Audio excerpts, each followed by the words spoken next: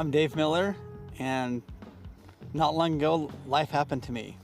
I was playing a soccer game and was just a freak accident, kicked in the head, and my temporal lobe was shattered and my skull was fractured in 21 places. All we heard was a big crack, thinking it was probably a broken nose or a broken arm or something. And he went down and he automatically flipped over and kind of went into a fetal position. One of the emergency room doctors actually said it was the worst skull fracture that he had ever seen in someone still living. I think some of the hardest raw moments for me were going home and being there without Dave. And I remember we'd say our prayers at night, and Dave's a big cuddler, and he always cuddles the kids to bed, and they would always just be like, well, when's Dad going to be home to cuddle me, Mom? And when's he going to be home to say our prayers? And when's Dad going to get better? And those are some of the rawest moments that through this whole ordeal were the times at home when he was supposed to be there and he wasn't. And we didn't know if he ever would be again or if he would be in a wheelchair. I was thinking, should we sell our house, get a one-level house so that if he was in a wheelchair, we could actually live there. All these things are going through your mind. And I remember the kids at night would just pray that Daddy would get better.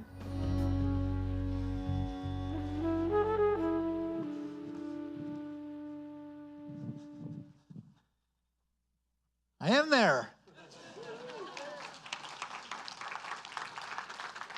Happy Father's Day. I'm excited to be here and just share a little bit of my life with you. It was actually yesterday. We're in town for my, obviously if I could be here, but it just happens that my nephew graduated from high school on Friday, so we were here for that and having a big barbecue yesterday. And so I take my kids down to the park. We're playing around. I'm chasing them, and it was probably 3 minutes, 5 minutes, and I'm like, okay, Dad needs to sit down now because Dad's tired.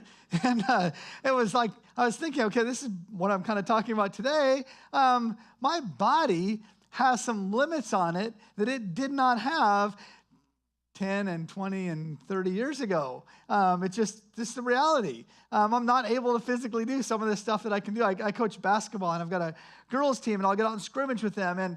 And my mind says, you're 20. You can do that. My body says, you're 46. You can't do that. So I wanted to talk about living life without limits, because we have limits. All of us have limits on our life. But the reality is we actually put a lot of limits on our lives that shouldn't be there. We live with these limits, and I want to talk about those today with telling my story. My wife had decided that we had, and I did say my wife had decided, but she decided that we needed to get in shape and be, do this and get with other couples. And so we played in a co-ed soccer league. I'm a very competitive person. And so I went in thinking, okay, co-ed soccer league, park and rec. This is not, I'm going to run around. And I don't know how to play soccer. I played baseball, football, and basketball growing up.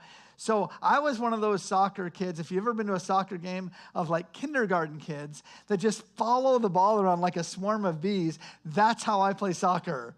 It's just like the ball's over there, I'm running over there. I have no idea what I'm doing, but I'm going to run over there. And so I was, it was good to get in shape, but I thought, pretty quickly, hey, you know what? I need to play. I need to get some time at goalie, because at least there's a box there that tells me where I'm supposed to be, and I could stand in that box and I could use my hands, and this is going to work out great. Probably the third game of me playing goalie, their team had got past our team. And they had kicked the ball up the sideline, and so the gentleman that was sitting on the side, he kicked the ball to the center. He centered it, which I learned is when you're on the side and you kick the ball to the center so that someone can come in and try to score. And so that happened. Well, in my competitive nature, I ran and dove at the ball. The gentleman's foot hit the ball, and his knee hit me in the temporal lobe. And it was lights out. My skull fractured in 21 places. Right away, spinal fluid, blood, other fluids are coming out my mouth, my nose, and my ears. And we thought, that wasn't good. The first 3 days in the hospital, the doctors had told my wife and my family, call the family in because we don't know. This could be it. They medically induced a coma so they could actually work. The problem was my brain was swelling quite a bit, so they had to put ice on me and pack me in ice. But I was having pneumonia or something, and so they couldn't get my body too cold, and so it was just this constant, work. And so they medically induced a coma, I think the second day, so they could kind of stabilize me and fix me. Day 7, they decided that it was time for me to wake up to see how my body was responding and how I would do. And they couldn't get me awake. And so what they tried to do, or what they did do, was it's called a cold test. And I'm not a doctor. This is just kind of how I'm understanding what happened. Basically, they take something and they shoot cold air into your eardrum. And when it hits your brain, apparently it's fairly painful. And you react. So they did that, and the problem was my body didn't react. My mind didn't react. And so they were kind of thinking, okay, this isn't what we were hoping for. A few more days went by, and then they told, the doctor told my wife, it was like day 10, hey, he's going to come out. We don't know when or what state he'll be, but he's going to live. Day 12, I guess we're growing impatient. And so they decided to come in, and the doctors were actually grabbing like parts of my body and like twisting and like knuckling me or whatever to cause me to wake up, trying to inflict pain on me. And either I'm really tough or I was really out because nothing happened. And then they got this nurse who apparently can speak to people like this really well. And she, in a very nice, sweet voice, said, Dave, it's time to wake up. And I was like, hey, I'm awake. It wasn't quite like that. But, I wish it was like that, but it wasn't. So I woke up and I had tubes into my head, my throat. I had a feeding tube in here, and my legs were trapped in some kind of thing that was compressing them and keeping, stuff happening. And I had no idea what was going on. And I'm like John, I'd never been in a hospital. I had stitches like right here when I was like 10, but that's it. So this was new to me. And since then, I've noticed that when you're in a hospital and you're laying in a bed, I don't know if you saw this, but people will come into you and they'll speak slowly and loudly. And they said, you've been in an accident. And I was thinking, why are you yelling? But I had no idea. And then it was like I was kind of in and out, and, I was kind of groggy, and who knows what was happening. And my wife says to me, honey, I'm really sorry, but I've got to go to your benefit. And I thought, okay, I've been in church, I've been around. People have benefits for people that are dying. Like when you die, you give a benefit to the family to, help them with stuff. That was what I was thinking. And so my thought was, couldn't my family at least wait till I'm dead to have the benefit? Couldn't they stay here and enjoy the last few minutes of my, So I drift off, go, fall back asleep. I did a ton of sleeping at that point in time. The next day I woke up and I was a little more coherent.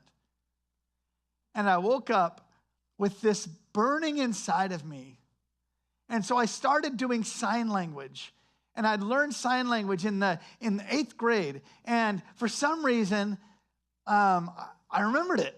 So I'm doing, because I want to tell people something so bad. And the nurses, the problem was nobody in the room was in that 8th grade sign language class. And so they go and they get they grab a poster board of the signs and they pin it on the wall, and I'm doing signs and people are looking at the wall and guessing the letters, and I'm doing signs, and when they get it, I'm like shaking my head, and it's like charades. And so my wife says, well, if he can sign, he can probably write. So she gets a piece of paper and a pen, and I grabbed it, and I wanted to communicate this message so bad. And here's what I wrote. Each day, each moment is a gift. I knew in my state, I had no idea what was going to happen, but I knew that right now, the people that were with me needed to know that the life that they were living, the moment that they had, was a gift from God. They needed to understand that. I so much wanted them to know, because I knew life could change in a second. And so for the next couple of days, every time someone would come in, I would start trying to give them the sign, or I'd ask for pencil or paper, and they would say, "What? Hey, he needs something. What's he need?" And someone was in the room saying, "He's trying to tell you that every moment, each moment is a gift, that you need to enjoy it." Oh, okay. And I'd shake my head, yeah, and it was all good. Well, a couple of days went by, and they were really concerned because there was a lot of fluid in my lungs, and it was there. They needed to get it out. And so while I was laying there, they had me tilt my head back, and someone came in with what felt like a hose and stuffed it down my mouth. It was probably a straw, but it felt like a hose. And they stuffed it down my mouth, and they would begin to suck this fluid out. The problem with that is when they're doing that, you can't breathe in because they're pulling air out. And I remember tears and sweat would be pouring down my face. My face was hot. And I mean, it was by far the worst part of this whole physical stuff, because all the rest of the stuff I was asleep for. But they would suck, and I would just think, man, I sure hope they finish quick. And they would pull it out, and I would gasp and choke and cough up. And just when I got my breath back, they would stick it back in there again. And I looked up and I thought, man, I really hope that this person knows what they're doing, because they control my life. They control my breathing. Therefore, they control my life. I changed what I was saying from that day forward to every breath is a gift. Because you don't really know it until something's taken away from you, how valuable it is. Do you know that the average person breathes between 18 and 22,000 times a day? I'm doing it while I'm speaking. You're doing it while you're listening. It's just something part of life. And we don't really even think about it. Genesis 2:7 says this. It says, "Then the Lord God formed man from the dust of the ground. He breathed the breath of life into man's nostrils. And then man became a living person." One of the very first miracles that humanity experienced was God breathing life into humanity. That's amazing. That is an amazing gift of God. Just to make this a little interactive, on the count of 3, we're just going to all take a deep breath in and then breathe out. 1, 2, 3.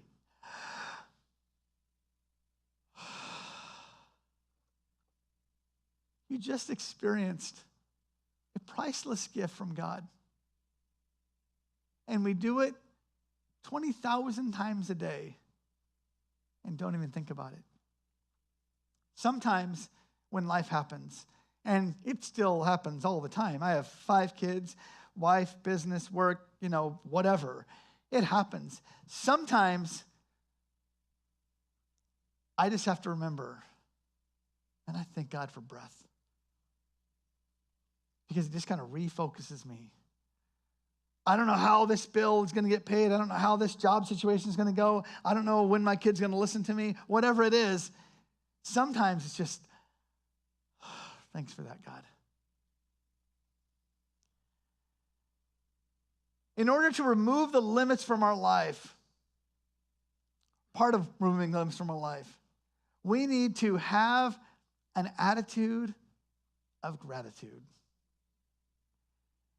And it's like, oh yeah, attitude of gratitude, that's kind of catchy. I kind of coined that, But it's kind of catchy, that's cool. Yeah, that makes sense. But here's the deal. Bitterness, anger, animosity, resentment, all of those things can't occupy the same space as gratitude. When we fill our life with gratitude, we allow less room for all that other stuff. And here's the deal. All that other stuff happens, but the more grateful we are, the less we have time to hold those things. Next month, I'll be married 25 years. And there are those moments in those 25 years where my wife does wrong things. And she doesn't realize how right I am. Now, she was here at the first service. That's why I said it. That's why I'm saying it now. But no, we have those moments. And, I'll be frustrated. I'm like, how come she doesn't see things my way or the right way? Just my way. I just see things that way. And then I think, man, she is such a good mom to our kids. She is so gracious to me when I fly off the handle at stupid things. She's so loving. And I start to thank God for her. And then it's like, man, the frustration and the anger or upsetness or whatever the word is just kind of starts to drift away because I'm filling myself with the gratitude. I played soccer a year after my accident. I played in the next season. Now, I don't even like soccer, to be honest with you. But I wanted to play because I wanted this accident not to take anything from me. And so I thought, I'm playing again. However, I was trying to learn from the past. And when I played goalie, I thought, I'm not going to dive headfirst into someone's knee. I'm going to slide feet first and try to protect my head. So it's good to learn from the past. Hopefully we all do. We learn from mistakes so we don't repeat them. But the reality is the past is the past. We can't change it. It is what it is. We don't have time machines where we can go back and fix things. They are what they are. There's a great portion of scripture talking about, I had my glasses here somewhere, in Isaiah 43. And the prophet's basically saying, he's prophesying, saying, hey, remember when God, had part of the Red Sea, you guys crossed the Red Sea, and then the enemy came after and the waters came in and they drowned. Remember all this stuff? And he's saying all these amazing things. And then he says this in verse 18, but forget all that. It is nothing compared to what I'm going to do, for I am about to do something new. Sometimes we allow the past to set limits on our lives. Somebody did something wrong to us. Something happened that was unfair. Somebody that should have encouraged us and gave us words of encouragement didn't. And we allow that to limit us because we're living part of our life there. We also have to prepare for the future. I have 5 children, and my job is I work with helping people prepare for retirement. So I'm constantly thinking about, and I'm constantly telling people, literally almost every day, hey, you got to prepare for the future. You got to get ready. You got to save some, and do all those types of things. But the reality is the future hasn't happened yet. It's the future. Sometimes we forget that life happens in the present. The here and now is where life happens. I have my youngest daughter, Brenna. She is, of my 5 children, she is the person that lives right now in the moment. It is not uncommon at all. It used to really freak me out, but not uncommon at all because I'm used to it now. I'll be driving down the car where I'll be driving, Dad, isn't the moon spectacular? Yeah, yes, honey. The moon is spectacular. This is awesome. Dad, can you go downstairs and get me a blanket and a pillow? Sure, what's up, honey? I just want to go outside and watch the sunset. I'm like, you're 6. But, hey, good deal. Aren't you coming? Well, I've got this to do. But sure, honey. She always, my little daughter, always teaching me things, how to be present. Sometimes it's frustrating. We were on a family vacation in Mexico 3 years ago, and all of us are together, and we do the, stay together, all this kind of stuff. We look, and Brenna is nowhere to be found. We look back and see her 300 yards back, and she saw something shiny. So, hey, whatever you guys said is fine. This is cool. I'm stopping. She lives right in the moment.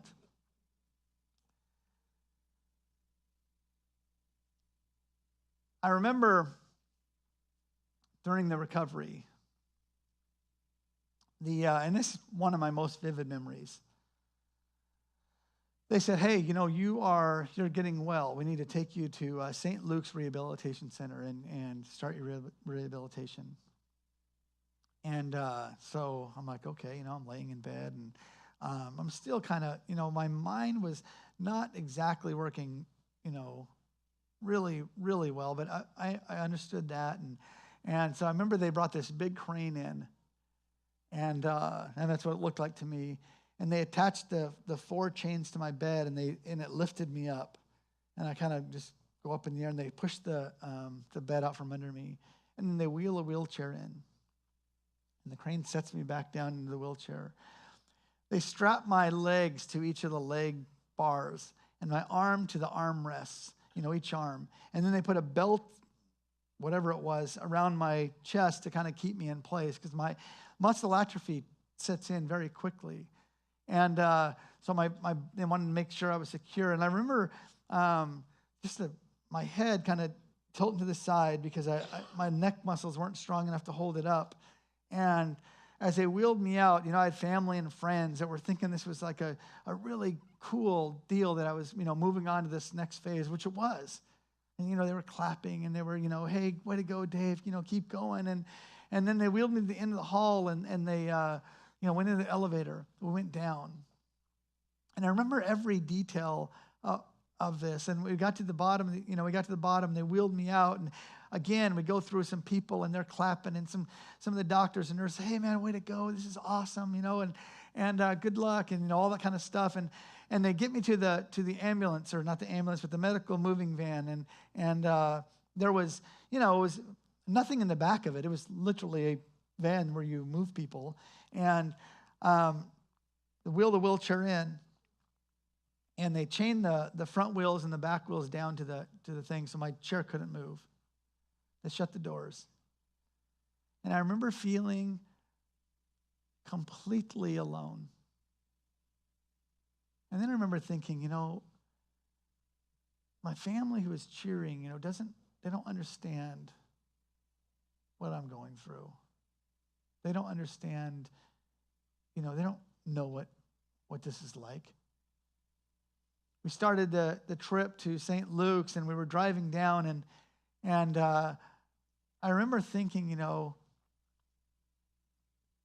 I don't think I'm going to be able to throw my kids in the air or hug them or coach their sports, or, someone's going to have to help me go to the bathroom, and someone's going to have to help me get dressed in the morning and out of bed, and tears began to come down my face. And then I thought, I at one time was a financial contributor to our house. Now I'm going to be a financial liability to our house. And I thought,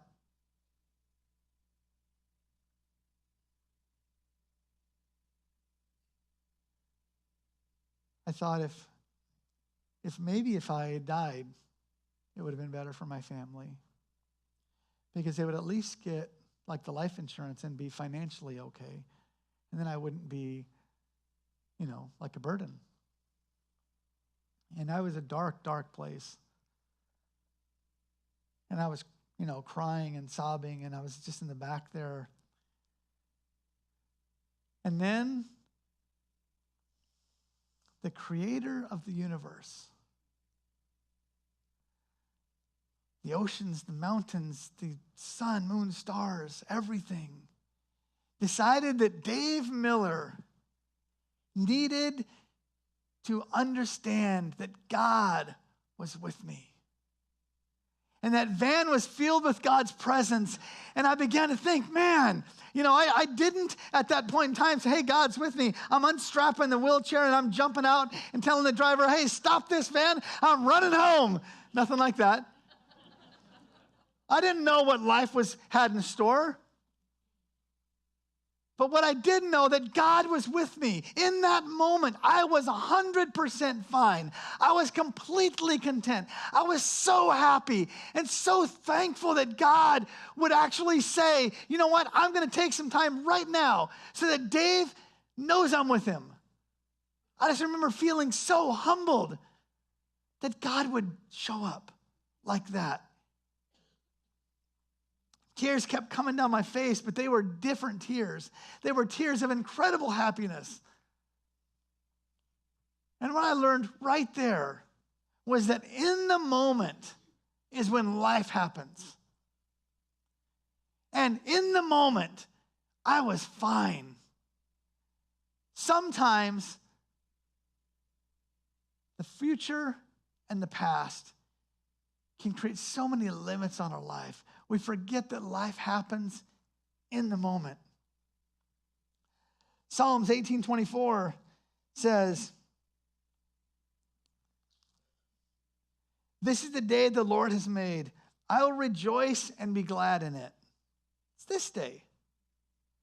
Now, if you're like me, sometimes bills pile up or things at work look like there's new stuff happening and you're like, oh my goodness, this is not going to be good.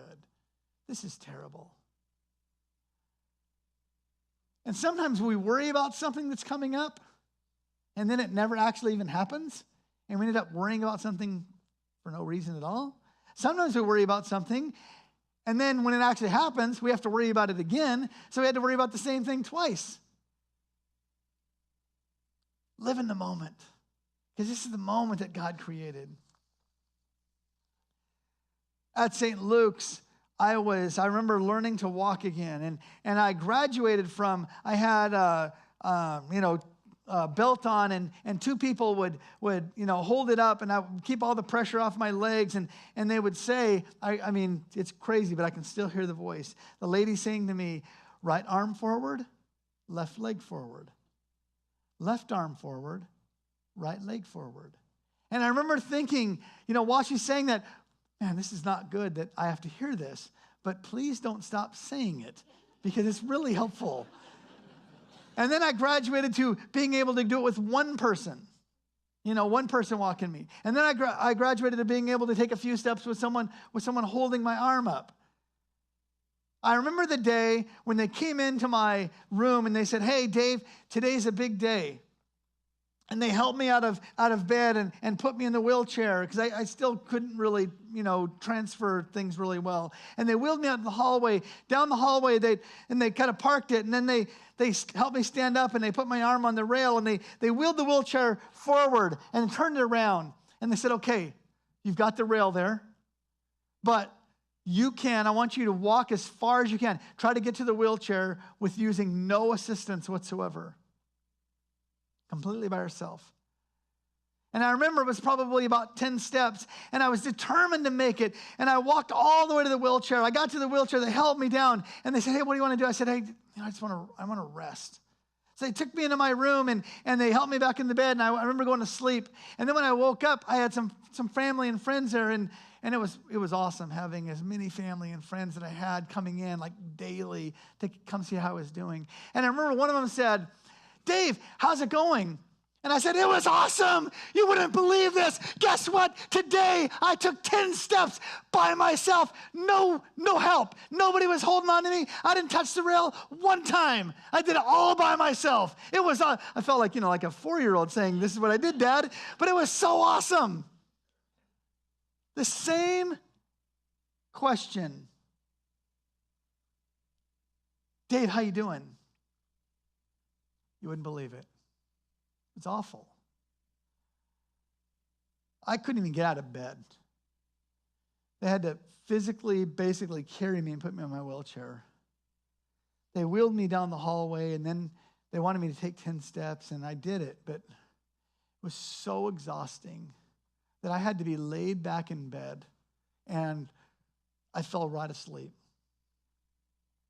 Which story is true? Both. Here's the deal. Sometimes our perspective is our reality. We have to develop proper perspective. And sometimes it's very, very difficult because some things are bad. But man, if we could figure out how to look at things in a proper perspective, that would be incredibly awesome. Sometimes it's so difficult because people maybe don't show us the confidence, or people don't give us the support that they need. In 1 Samuel, chapter 16, basically God's saying, hey, you know what? Saul's out as king. I'm getting a new king. And the king's going to be one of Jesse's sons. And so Samuel goes to Jesse and he says, hey, guess what? One of your sons is going to be king. And Jesse's like, oh, okay, I know just the guy. Here he is. You know, it's his biggest, strongest, tallest, most handsome son. He's like, hey, this is him. Samuel looks at him and says, that's not him. Oh, okay, well, it's this one then. Not him. This one? No. 7 times. Samuel's like, well, Jesse, you have any other sons? Oh, yeah, I mean, there's David. He's like, he's a shepherd. I mean, little guy, you know, not very strong. I mean, but there's him. Well, go get him. I said, one of your sons. I didn't say that, I'm paraphrasing. So he goes and gets David, and Samuel looks at David and says, that's it. That's the king. I see him. He's the king. You see, sometimes people see in us things that are not exactly how God created us. We're so much more. We go on and we see that in the Bible, we see in Luke that Jesus is taken into custody, and they are actually, taking him to the court. And Peter's following from a distance, kind of watching what's going on. Can't believe that Jesus, the guy who has seen do all of these miracles, his leader, his friend, this is actually happening. Just want to watch what's going on. And somebody says, hey, you're one of the disciples. I know you. Oh, no, not me. I'm not it. Got me confused. About an hour later, someone says, oh, no, I saw you with Jesus. You're one of the disciples. He says, no. Again, that's not me. I don't know why people keep saying that. A slave girl then says, no, I saw you with him. Like with my own eyes, I saw you. And Peter says, that's not me. What's going on? Just then, a rooster crows, and he realizes that he had denied knowing Jesus 3 times. The Bible says that he went off and wept and cried.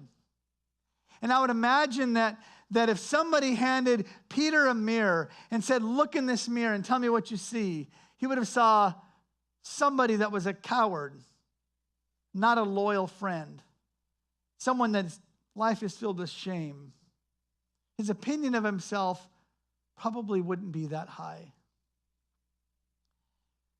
And I would imagine if you're like me, there's probably been times in your life where you've looked in the mirror and said, okay, I didn't think this is where I'd be in my job or my career. I thought I'd be further ahead. I didn't think that I would be struggling financially. I thought I'd be, by this point in life, further ahead. As a husband or father, we might have had some type of feeling. We look in the mirror and say, man, I didn't think that would happen to me. I thought I would do better. But I want you to hear this. When God looks at you, he sees a person that he's formed with his own hands, exactly, perfectly created to do all that God has for you. The Bible says that the God of the universe, the God that created everything, that we, humanity, we are the masterpiece of his creation. That's amazing. I mean, you think about all of creation and think about the solar system and the fact that there's just one solar system, that there's all this stuff out there. And humanity, we are the masterpiece. When people saw David, they saw a shepherd. God looks at David, he sees a king. When people looked at Simon Peter, they saw some flamboyant, speaks before he talks, just way out there guy. God saw a rock that he'd build his church on. When people saw Saul, the persecutor, God looked at him and said, I see Paul, the apostle, that's going to write a bunch of the New Testament. When people saw Jacob, they see a con man, a con artist. When God saw Jacob, he saw Israel, the prevailer. Sometimes when we see ourselves, we don't see what God sees, which is an amazing creation, specifically created to do exactly what God had intended you to do. Fathers, you have this incredible ability to speak life. Moms, you can listen to speak life into your kids. Somebody, I heard somewhere something 6 months ago that said, hey, dads, you speak life into your kids and this type of thing. And so when I pray at night, I kind of change my prayers. And I don't do it every night, but I do it pretty often. With Kato, my youngest, we adopted him from Africa, so he's been with us since December. And I remember about 6 months ago, I go in and I'm praying for Kato. And I say, God, thank you for Kato. Thank you that he's my son. Thank you that I get to be his dad.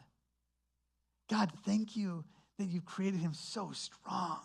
I can't believe how big his muscles are. God, thank you that he's so smart and can learn English so quickly. God, thank you that he will look to protect his sister if something's happening. God, thank you for his laugh. When I hear it, it just brings joy to me. Thank you, God. And I'm just going on, and I end, and Kato's got this huge smile on his face, and he says, Dad, that was good pray. Here's the deal. I've been doing that with my kids. And what's crazy is because we'll come home from a game or come home from an event or school activity, and it'll be, those are parents know, okay, right when we get home, it's brush your teeth and get straight to bed. That's how it's going to be. We got to do this. So you kind of get them prepared. And Dad, we're still going to pray, right? Yeah, we're going to pray. So they'll get in bed, and I'll just go to shut the light off to, kind of get things ready. And Dad, you're not going to forget to pray, are you? No, I'm not going to forget to pray. The point is they love hearing life and encouragement spoken to their lives. You might be here and being like, man, everything's going great for me. This is awesome. My life is perfect. You've got a responsibility to speak encouragement and life into other people. We're in this together. That's the cool thing about churches is we're doing life together. So we can encourage one another. I believe that every single person in here at some point in time needs their own cheerleader to help them with life. I remember I've got a friend, the guy that I came down here to watch do the leadership. His name's Terry Gurno. And Terry would come into my room every day, 45 minutes to an hour away, depending on traffic. I'd wake up and I'd see him, or he'd walk in the room and I'd see him, whatever it was. And he'd say, Miller, you look awesome today. Your coloring is better. Your words are sounding so much clearer. I had some damage to my tongue, and so it was, I slurred my words pretty bad. Your words are sounding clear. Man, you're gaining weight. See, at that point in time, gaining weight was a good thing. And so he's like, yeah, man, I am. And I'd be like, I do feel stronger. I do look better. And you know what? I'm sounding so much better. And day after day, he and other family members and other friends would say these things to me. And I'm like, yeah, you're right. And it kept me going. Because there were definitely times when I wake up thinking, okay, this therapy and this stuff is not exactly what I signed up for. But man, I'd see somebody and they'd speak life into me. And I'd be like, man, this is going to be okay. This is great. Right before we left KMC, my wife is a very, give me the facts. Tell me what's going on, and I'll prepare and we'll do them.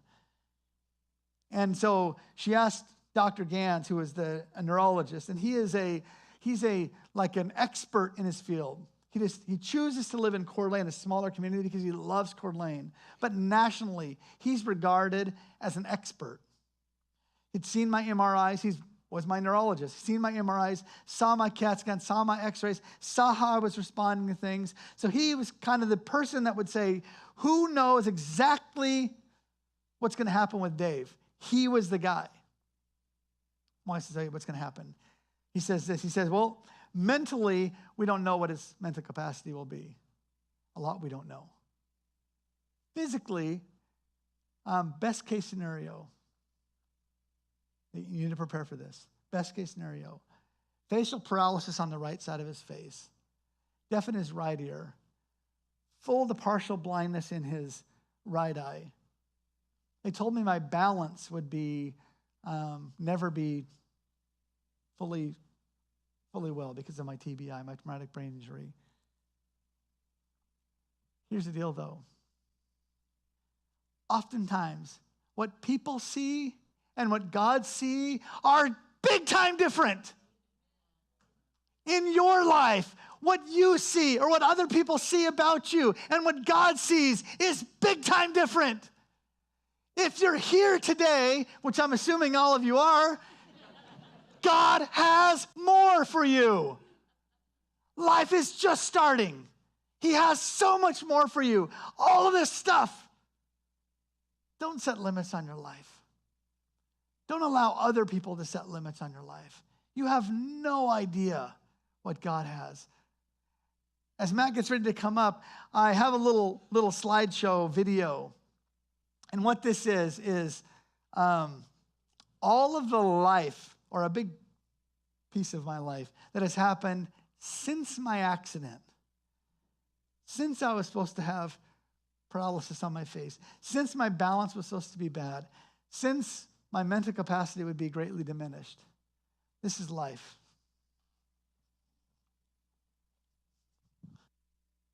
This is where it begins. This is where all the worry ends. This is where I say I don't need to have control. This is where I admit I don't know how to handle it. Life in all of its chaos, you're my only hope. And all that I have to offer is the white flag of surrender. So take me to the middle of your heart. Lead me to wherever your love starts. To a new day dawn, and to the place you are. And if you want to take me over the edge, I'll let you, 'cause your love is where I love. Wanna be right where you are, in the middle of your heart.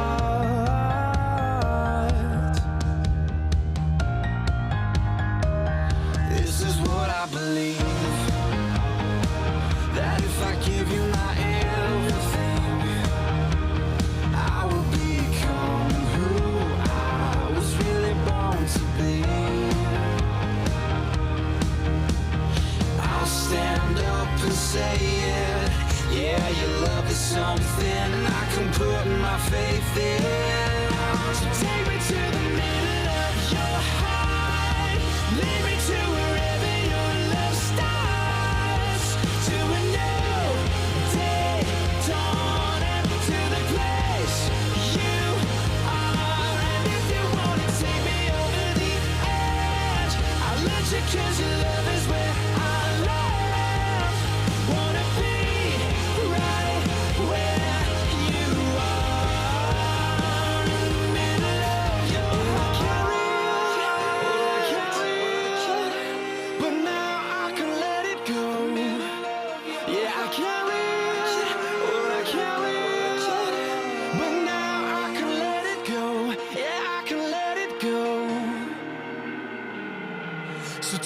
to the middle of your heart. Lead me to wherever your love starts. To